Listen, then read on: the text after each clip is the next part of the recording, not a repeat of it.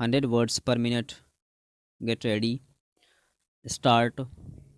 The House will remember that when this matter came up on the earlier motion to appoint a joint committee, we had a fairly full and profitable discussion in this House. As a result, the House agreed to send this bill to a joint committee.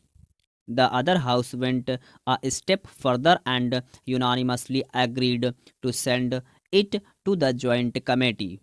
I mention these facts to show what a great degree of unanimity of opinion there has been in Parliament over this matter. One would imagine sometimes reading or hearing some criticism made outside this house that this was a measure over which opinion was rent in twain, that it was a highly controversial measure which proposed something very extraordinary.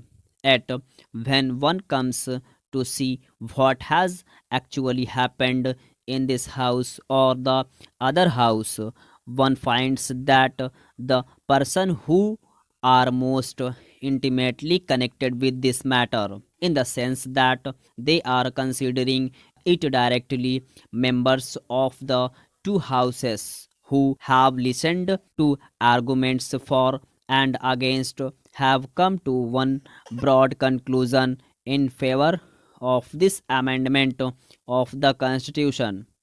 This should be remembered because an attempt is made outside Parliament, of course, to create a contrary impression.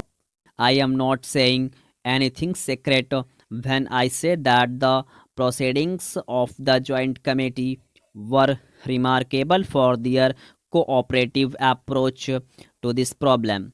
It was an understanding approach and a near unanimous approach.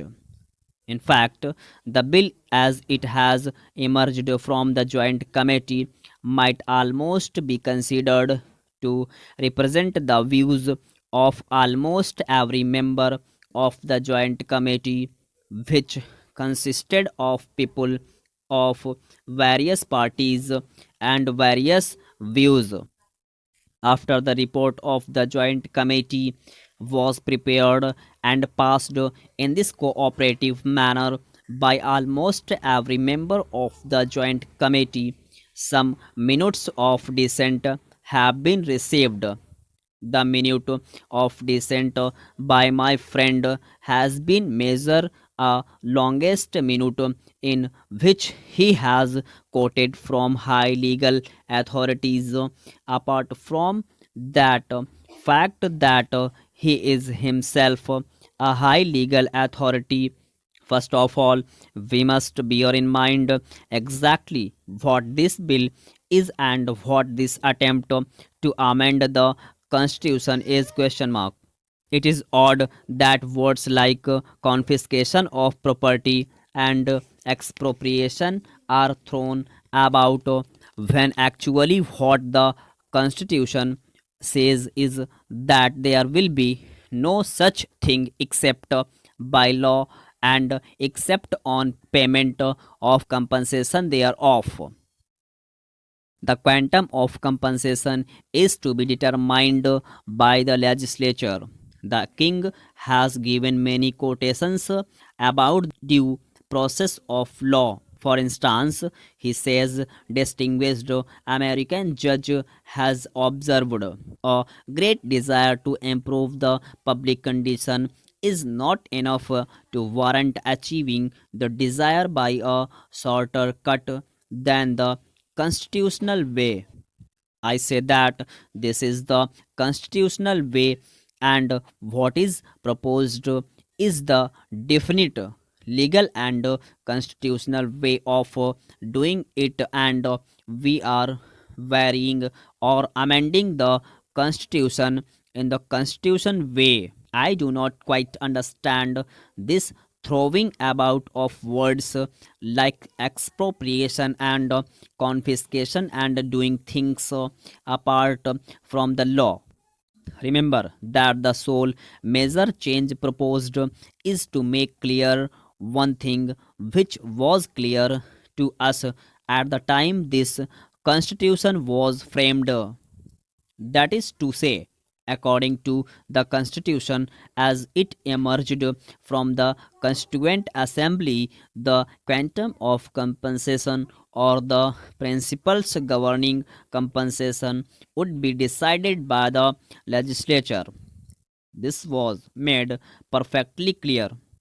It is obvious that those who framed the Constitution failed in giving expression to their wishes accurately and precisely, and thereby the Supreme Court and some other courts have interpreted it in a different way.